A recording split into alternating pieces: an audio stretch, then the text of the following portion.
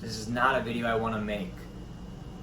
This is not a video that I want to make at all. Okay guys, so if you've ever been to my channel before, you know that it's really about silly, fast cuts, just silly content to be fun and exciting. This is gonna be the opposite. So for those of you guys that don't know, I've been in Brazil almost 6 months now. I moved here for my girlfriend, I started my YouTube channel, and my God, I have learned an insane amount. I came here not knowing any Portuguese. I came here not knowing anything about Brazil at all. And I mean that. Literally nothing. Like, I could point to it on a map and that's about all.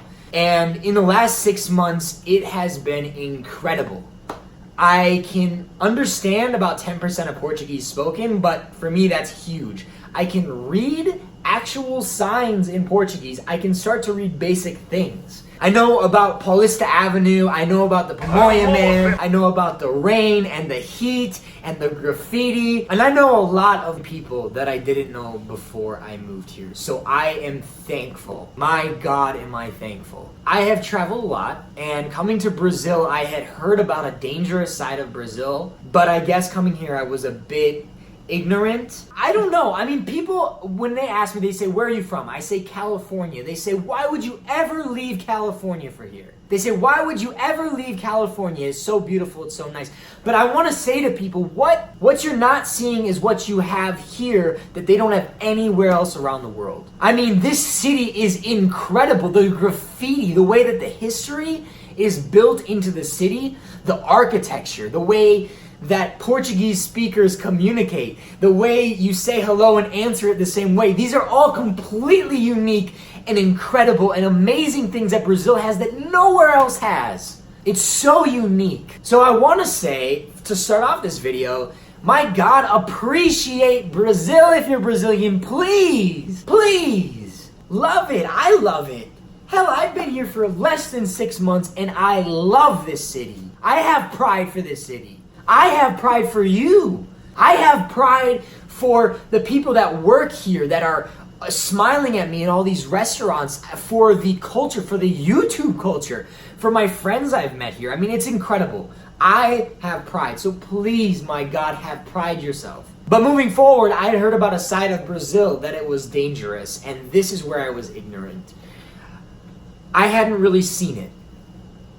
I'd seen things that made me uncomfortable for sure. I had seen things on the street.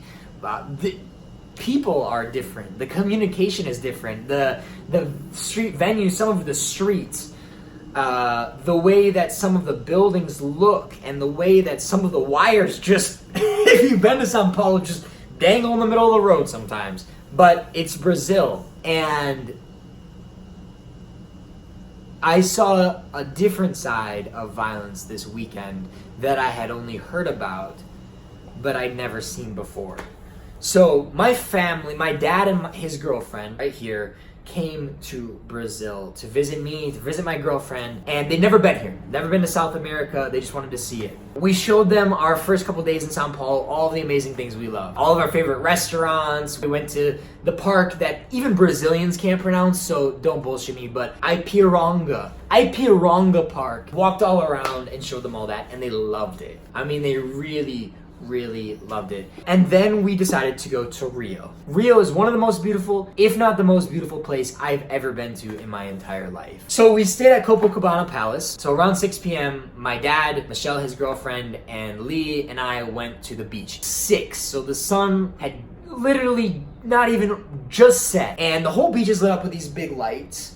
And it's incredible. There's a bunch of local sellers that come around and try to sell you hats and coconuts and all different kinds of things. We were right in front of the palace. So it wasn't like it was super late. It wasn't like we were off somewhere far away, but we were right in front of the hotel. A nut man came over to us. At first, it was kind of funny. He was speaking Portuguese. I was attempting to communicate with him. Try my peanuts. Never had them. You should try mine. Mine are different. And then I felt like a different energy.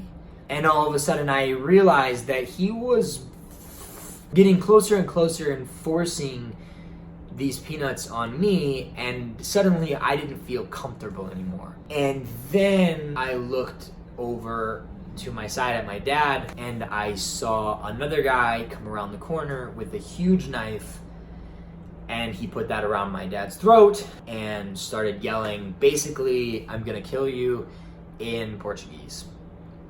I've never been assaulted before. I didn't know what that would feel like. I do now. Your fight or flight kicks in very quickly. I saw what happened. I saw my dad and I thought, holy shit, okay, this is what's happening. We're being assaulted, and they're probably both in on it. So some people, they immediately go in. Mine was kind of the opposite reaction. I jumped up, I grabbed a beer bottle that I had, but then I saw my dad, and I saw the knife up to my dad, and I saw the two girls, and I realized there's more people here than me. Crazy people are crazy people, and they're the most unpredictable and the most dangerous. So I sat back down, and he proceeded to, with a knife around my dad's head, to steal his iPhone, to steal his wallet, his passport, came over to me, stole all of my cards, my ID, stole my girlfriend's iPhone, yelling at us that he was gonna kill us, put it in a bag, backpack thing, and then he ran away.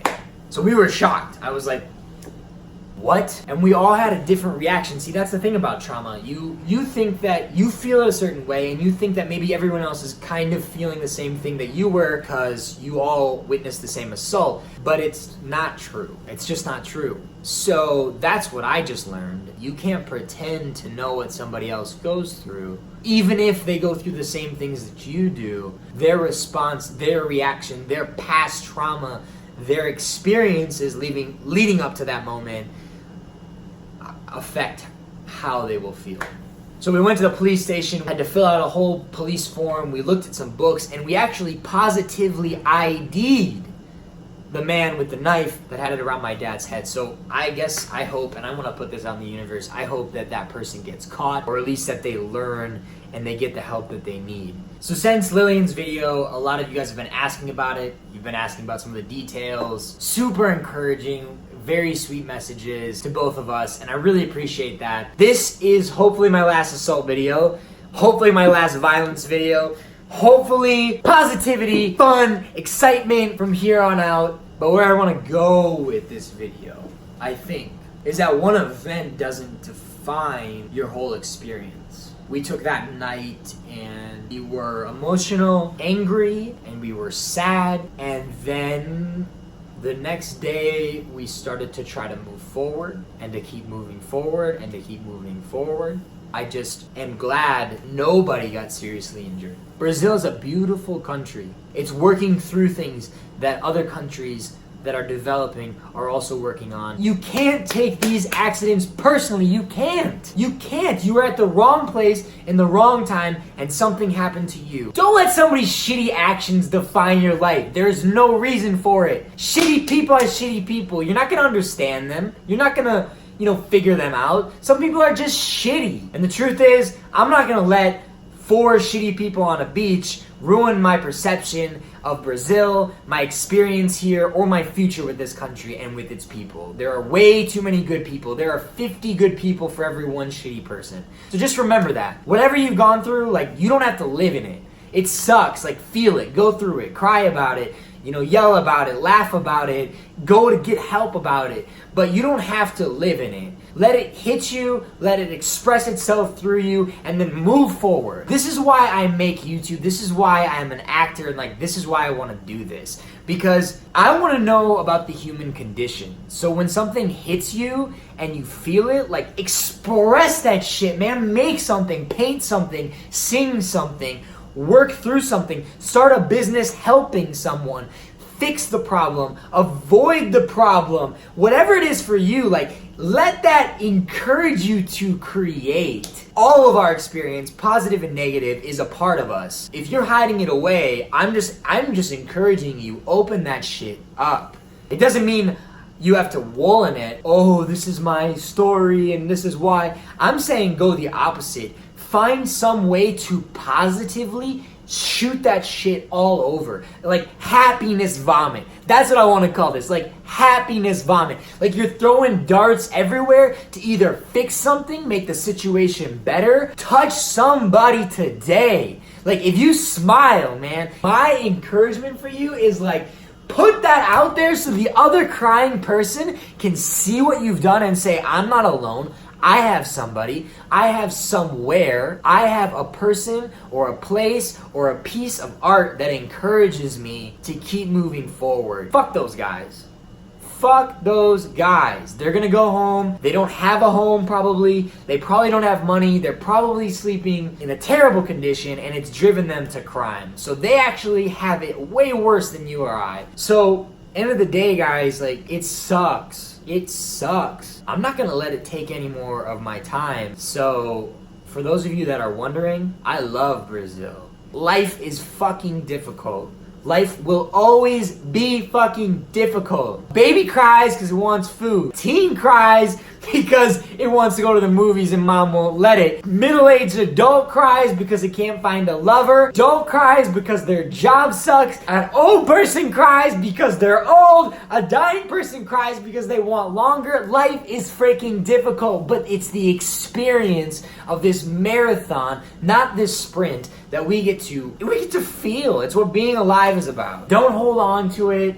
Don't let it eat you away. Don't think it's your fault. My God, I hear it all the time, unfortunately. People think that because they are a victim of something, it's their fault. And I'm here to tell you that it is not your fault. You are the product of a chance circumstance that unfortunately was shitty, but you can move forward. You can move forward. You can share it. You can be a light of positivity, and you can let that experience mold you into somebody who is fully new. Like a wildfire comes in and it burns the whole forest and fresh growth comes out of it. That's what I want for you, and that's what I want for me too. So I don't know your pain. I know that there's some people that are fighting incredibly difficult things that I can't even fathom. I'm very, very lucky. I want you to know, I promise you, you are special.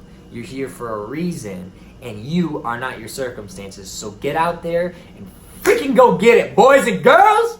I'll see you in my next video. This is a happy video now. A happy freaking video. Ow!